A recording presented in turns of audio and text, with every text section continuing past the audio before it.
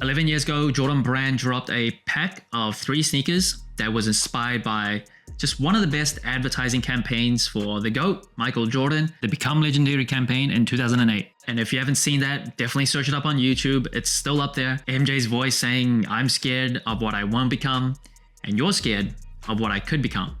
It is just chilling, just coming from Michael Jordan. He is the perfect person to say such an insane phrase like that. Now, last year, Jordan Brand brought back one of the shoes as part of that pack, the Jordan 3 Fear, but as part of that retro, was missing something that made the original Jordan 3 Fear kind of unique.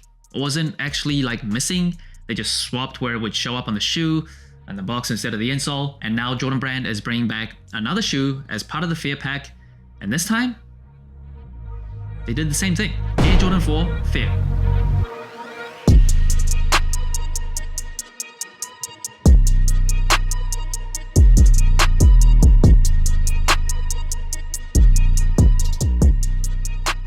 Now, this shoe is dropping on November 9th for $215 in the United States. It is one of 3 sneakers in the original Fear pack. Jordan 3s returned last year. The Jordan 5s yet to return. And I'm predicting, probably next year, that they will come back 3, 4, 5 consecutive years. Kind of makes sense. And I'm definitely looking forward to that one as a Jordan 5 lover. Now, first impressions of this shoe. Overall, colorway wise, I am a dark sneaker lover, black sneaker lover, so I do like the sleekness of this shoe. I think it's a very cool kind of nighttime looking shoe with the white eyelets, the white ankle color lining, as well as the reverse on the inside of the tongue. I think that all contrasts the rest of the colors very well. So overall, first impressions, very nice looking shoe. And the other part of the shoe, the base layer, it is nubuck, and the nubuck, it does feel pretty nice. It's not like super plush where you can feel that material very explicitly. So if you want like a more plush type of feeling nubuck, you're not gonna see it on this shoe, but it is still pretty good quality, especially for a Jordan Brand shoe. And moving up the tongue, you get black laces with that Jordan Jumpman Flight logo on the patch of the tongue. And the Flight concept was first introduced on the Jordan 4, as well as the upside down tag that you see inside the shoe. That was also first introduced on the Jordan 4s. And this shoe does not come with any extra laces, just black laces. I think white laces would have looked really nice for the shoe, even like this light gray color, just to offset it a little bit, or just at least give us a few more options. But black laces it is. I still think it looks very nice as a black sneaker lover. These very dark tones on a colorway, I think looks very sleek. I do like it, but I also like options. And then moving up to the booty of the shoe, you just get a Jumpman logo on the back. It's not an OG colorway, so it's not Nike Air branding on the back, just Jumpman. It is white, and the booty flap itself, it reverts back to kind of more of a general release Jordan 4 that we're more used to. On the SB4 Pine Greens, obviously that was targeted slightly more towards skateboarding, so more of an active shoe.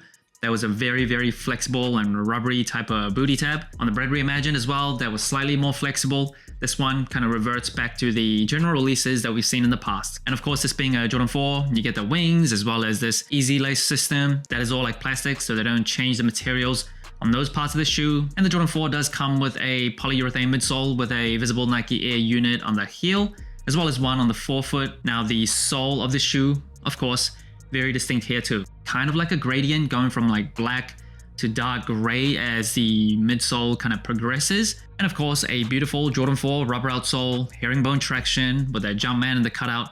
Just like the booty, this is not an OG colorway, so you can expect a Jumpman in that area of the shoe. And no, it's not hard and fast rule. Some special collaborations does get like OG branding, even though it's not an OG colorway. But general rule of thumb, that's the way it goes. The insole of the shoe, this is, I think, the biggest miss for this retro. They did not give us the original custom insoles with Michael Jordan's quote on it. They just gave us generic looking insoles, dream style insoles. I'm disappointed. Now, where they did give us that quote is the box. On the lid, they give you that quote from Michael Jordan. So this is a special, more unique box. I believe, if my memory serves me correctly, in 2013, the box was a generic Jordan Brand box. So they switched up where they would show this quote this time on the box instead of the insoles. They flipped it around compared to 2013. Not really sure why, but yeah, they did what they did. And the paper inside the box also has the same quote. And now moving on to sizing and comfort, I am a flat and wide footer for Jordan 4s. At least for Jordan 4s recently, I've gone true to size For past Jordan 4s in recent memory, some of them have like run small, so for wide and fat footers like myself, the pinky toe area specifically can really feel strangled, can really start to feel pain. But for most Jordan 4s in 2024, haven't really had that problem. I think width-wise, length-wise, it fits pretty well. No real complaints in terms of the fit. In terms of the comfort though, I think Jordan 4s are probably the most uncomfortable Jordan retro shoe from Jordan 1 to 14 at least. The chunkiness and like just the stiffness that Jordan 4s come with, I'm not really sure why. It's just not the best. It does feel heavy as well, even though it's lighter than some other Jordan retro shoes. Like the Jordan 3s are actually slightly heavier than a Jordan 4 officially, but on feet, it just doesn't feel that good. But the padding around the ankles of the Jordan 4, I think are pretty outstanding. So I will say that feels nice and snug, at least for this shoe specifically. It doesn't feel as boxy and as stiff and just awful as the Jordan 4 Midnight Navies. I had to sell that shoe just because I couldn't tolerate anymore the discomfort that came with that shoe. But this one, much better relative to other Jordan 4s in recent memory, but still, compared to like a Jordan 3, Jordan 5, Jordan 13, yeah, I don't think it's as comfortable. And that brings the total sole score of the Jordan 4 Fair to 29 out of 40, a decent score compared to other general releases. Now first, it is colorway. I am a black sneaker lover, and when it comes in like a sleek looking, dark looking type of shoe, I'm a big fan of.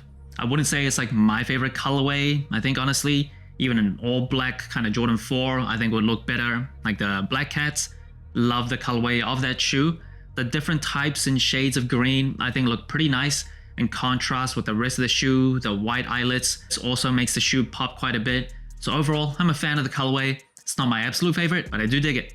Now in terms of the materials, I do prefer a slightly more plush nubuck where you can feel the material slightly more. This one is like quite buffed down. Some people do like that, kind of more personal preference, but the quality of it is nice. You can feel the softness on the nubuck, so I like the materials on the shoe. Now in terms of the comfort of the shoe, compared to some other Jordan 4s from past few years, it's actually decently comfortable relatively to other Jordan 4s, but in comparison to other Jordan retros, Jordan 3s, 5s, 6s, 7s, 8s, 9s, so many other options that are slightly more comfortable than this shoe. This one just feels slightly too chunky, a little bit too flat to the ground, a little bit too stiff out of the box. You do need to break it in a little bit, at least in my experience, so it's not the most comfortable shoe. And in terms of the versatility of the Jordan 4 Fair, I think the wearability of the Jordan 4s, yeah, not much to say. No words. It is a very wearable silhouette. It has absolutely crossed over into the mainstream where originally it was for basketball, but you don't actually have to care at all about basketball to really pull this shoe off. And in terms of the wearability of the colorway, super wearable shoe, majority black sneaker that is about as standard as you can get apart from a majority white sneaker. So I think it's a very versatile colorway on a very versatile silhouette. Versatility, it is great. Complaining about the lack of unique insoles on a sneaker is the definition of first world problems. It really doesn't make too much of a difference, but I just can't fathom or can't comprehend what the thinking behind that decision was from Jordan Brand. I know as someone that did work in the sneaker industry for a while, it does cost more to like send manufacturers a custom designed insole. You can't just pull an existing one off the shelf. But when you search up the original Jordan 4 Fair from 2013, it's pretty easy to notice that those had like special custom insoles that actually match the inspiration behind the shoe. I get it, it's on the box now, and back in the day, it wasn't on the box, but it just kind of baffles me why they would just change that around. It doesn't really make sense, but I don't know. Just kind of an odd decision. Regardless, I still think this is a very nice colorway. So that's it. Thanks for watching. Sole Inclined. Let me know what you think of the Air Jordan 4 Fair. Like, subscribe, comment, all the good stuff. And remember, tomorrow may never come, so wear your shoes.